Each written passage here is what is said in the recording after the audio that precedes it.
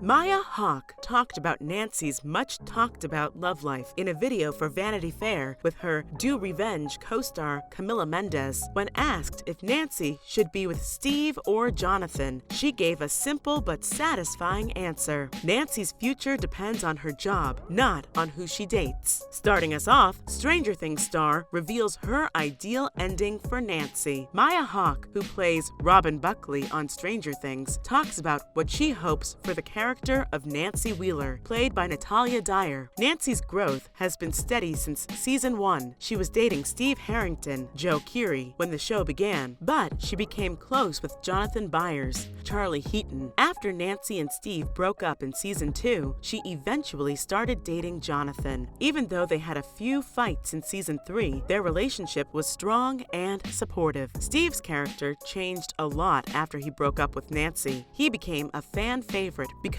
he was friends with the kids, and later, Robin Buckley, Maya Hawke, and he made a lot of funny things happen. Early in July, season 4 of the popular sci-fi show Stranger Things came to a sad and interesting end. This set up season 5, which will be the last season of the show. Among other things, season 4 gave Nancy and Jonathan a lot of space, both physically and emotionally. This gave her ex-boyfriend, Steve, a chance to get back together with her. With the love triangle between the characters coming back, fans, actors, and the people who make the show have all said who they think Nancy should end up with. I think Nancy should work as a reporter somewhere other than Hawkins, Maya Hawke said. As part of the series' older teen/young adult cast, Robin shared plenty of scenes with Nancy in Stranger Things season 4 due to her role as Steve's close friend. Hawke has her own relationship with Nancy's character, so it makes sense that she has her own ideas about what's best for her new friend. Even though Robin is for Steve and Nancy getting back together on screen, Hawke's take on the love triangle is clearly based on Nancy's career goals and ambitions. After all, Nancy proved herself as a reporter in seasons 3 and 4 when she looked for work and showed that she was smart and persistent at every turn. Even though she and Jonathan had planned to go to college outside of Hawkins together, some people will agree with Hawke that Nancy shouldn't change her goals to accommodate her boyfriend, whether that boyfriend ends up being Jonathan or Steve. Stranger Things season 4 showed that Nancy has higher goals than either of her loves, so it would be sad to see the independent character settle down instead of continuing to make her own way. Even though Nancy's past with both Steve and Jonathan is interesting, fun to watch doesn't always mean good for each other. After all, Steve's loss of Nancy made him look inside himself and grow up, and Jonathan's relationship with Nancy seemed to put too much pressure on him in season 4. Matt and Ross Duffer, who make the show, have said in the past that they love all 3 characters in the season 5 love triangle, and that it's hard to choose between them.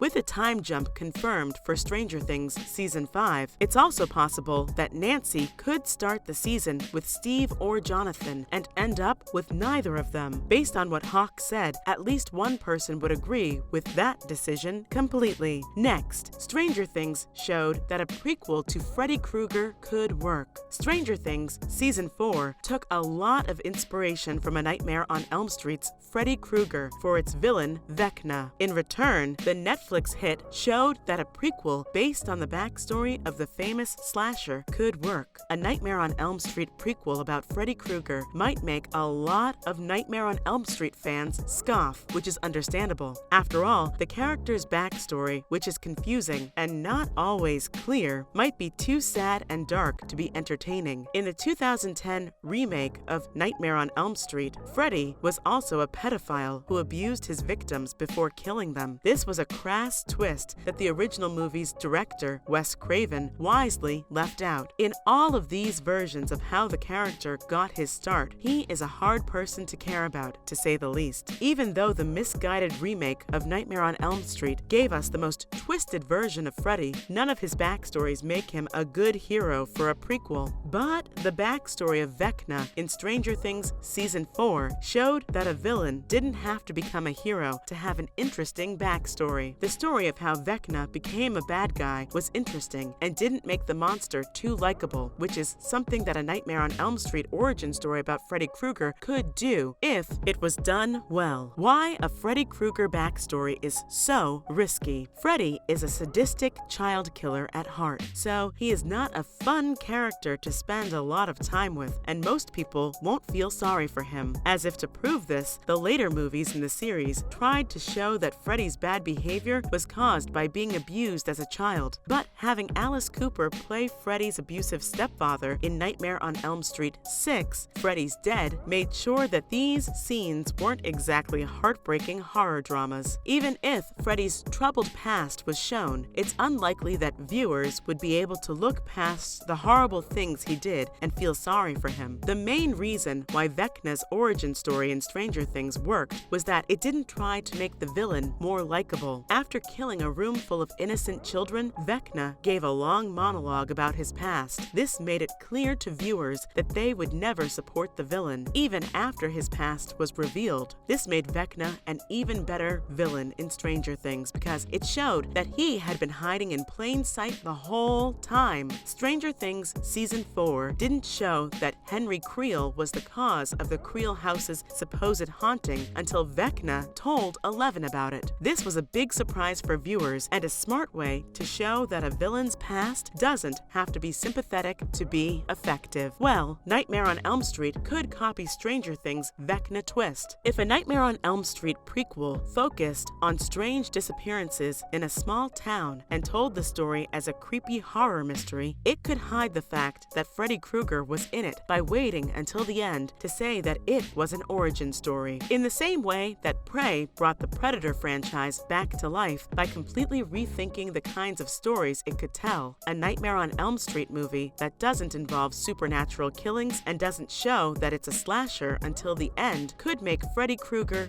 feel new again. This would be the opposite of what Stranger Things Season 4 did, which started out by showing Vecna as a slasher movie villain and then worked towards showing him as a person. Finally, how a Freddy Krueger prequel could succeed. If the Nightmare on Elm Street prequel wasn't promoted as part of the series, the movie could focus on Freddy's early crimes without giving away that it's an origin story. A movie set in a small town where kids keep going missing could be a strong, unsettling psychological horror, and this could stand on its own as a dark mystery until the end, when it turns out to be the origin story of Freddy Krueger. The villain of Nightmare on Elm Street might be too scary and unlikable to be the hero of his origin story. However, a prequel that showed how paranoia, hysteria, and mob justice led to his death could be a terrifying way for a new generation to experience the character. The horror remake Candyman from 2021 tried to do something similar with its ending twist, which was a new take on how the original Candyman ended. But the big difference was that Candyman was always a more likable and morally complicated character than Freddy Krueger, and Candyman didn't hide the fact that it was part of a franchise. For a Nightmare on Elm Street prequel, on the other hand, to work, Freddy would have to stay hidden until the very end. Still, Stranger Things Season 4 showed that this is possible because it set up the whole Creel house plot without many viewers guessing that the accused murderer's barely seen son was really behind all the death and destruction in the house. By keeping Henry Creel in the story but giving viewers no reason to focus on him, Stranger Things Season 4 was able to trick fans in a way that never felt cheap or like outright cheating. Even the most dedicated horror fans wouldn't necessarily see a small-town horror movie about a bunch of kidnappings, a secret prequel to Nightmare on Elm Street, and the presence of a handyman named Fred shouldn't be too much of a hint, since the character wouldn't yet have his scarred face or razor glove. Unfortunately, guys, that is all the time we had for today. Make sure to like and subscribe to the channel. Till next time, cheers!